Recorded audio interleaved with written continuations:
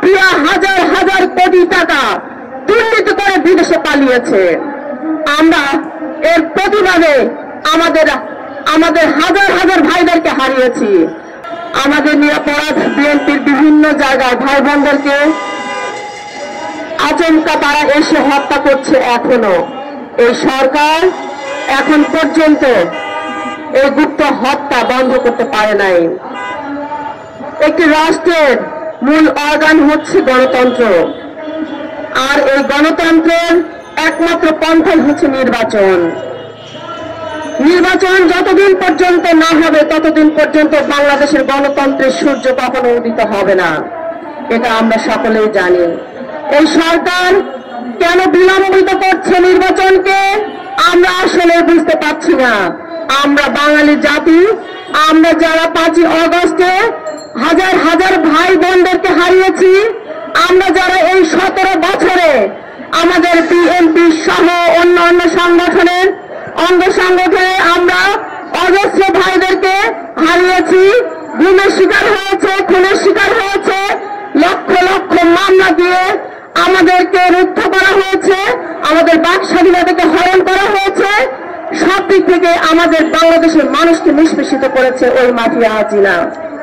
আজকে এই মাফিয়াকে আমরা বিতাড়িত করেছি, কিন্তু ওই পার্শ্ববর্তী রাষ্ট্র এখন পর্যন্ত আমাদের বাংলাদেশের রাজনীতিকে নিয়ন্ত্রণ করে যাচ্ছে, এবং তারই ফলশ্রুতিতে এখন পর্যন্ত সামনে যে একটি নির্বাচন হবে সেই নির্বাচনের কোন রোড ম্যাপ এখন পর্যন্ত ঘোষণা করা হচ্ছে না।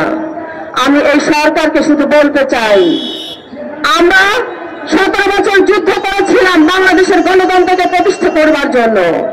আমরা যুদ্ধ করেছিলাম বাংলাদেশের 18 কোটি মানুষ যেন স্বাধীনভাবে এই বাংলার মাটিতে হাঁটতে পারে, চলতে পারে, দ্রব্যমূল্য যেন আমাদের নিয়ন্ত্রণের ভিতরে থাকে। আজ ওই মাফিয়া হাজার হাজার কোটি টাকা দুর্নীতি করে বিদেশে পালিয়েছে। আমরা এর প্রতিবাদে আমাদের হাজার হাজার ভাইদেরকে হারিয়েছি।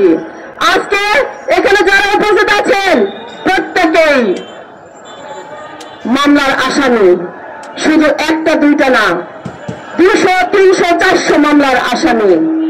কতটা নির্মম হলে একটা সরকার তার চেয়ারকে কুক্ষিগত করে রাখবার জন্য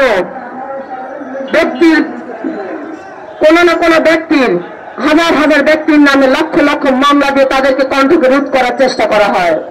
শুধু আমি একটি কথাই বলতে চাই, আজকে যারা 17 বছর আমরা আন্দোলন করেছি, আজকে 5ই আগস্ট যারা জীবন দিয়েছে, আমাদের প্রত্যেকের একটি লক্ষ্য ছিল বাংলাদেশের গণতন্ত্র প্রতিষ্ঠা করা, আমাদের একটি লক্ষ্য ছিল গণতান্ত্রিক সরকারকে প্রতিষ্ঠিত করা। তাই আসুন আর বিলম্ব নয়, অতি সত্বর একটি রোড ম্যাপ দিন, যে রোড ম্যাপের মাধ্যমে বাংলাদেশে একটি গণতান্ত্রিক সরকার প্রতিষ্ঠিত হবে। বাংলাদেশের মানুষ গণতন্ত্র চায়। আপনারা কোন ফ্যাসিস্ট হওয়ার জন্য কাউকে তৈরি করবেন না, আপনারা ফ্যাসিস্ট তৈরি করবার জন্য কোনো সময় নেবেন না। যত সময় নেবেন শেখ হাসিনার মতো কোনো না কোনো ফ্যাসিস্টের জন্ম হয়ে যাবে। আমরা অতি সত্বর আজকের এই নাগরিক সমাবেশ থেকে শুধু একটি কথা বলতে চাই, খুব দ্রুত একটি রোডম্যাপের মাধ্যমে, একটি গণতান্ত্রিক সরকার প্রতিষ্ঠিতের মাধ্যমে একটি নির্বাচন দিবেন, এই আশা ব্যক্ত করে আমার বক্তব্য শেষ করছি। খোদা হাফেজ। বাংলাদেশ জিন্দাবাদ। দেশনেত্রী বেগম খালেদা জিয়া জিন্দাবাদ। তারুণ্যের অহংকার তারেক রহমান জিন্দাবাদ। আমাদের প্রিয় নায়ক, আমাদের প্রিয় নেতা শহীদ রাষ্ট্রপতি জিয়া রহমান অমর হোক। সকলকে ধন্যবাদ।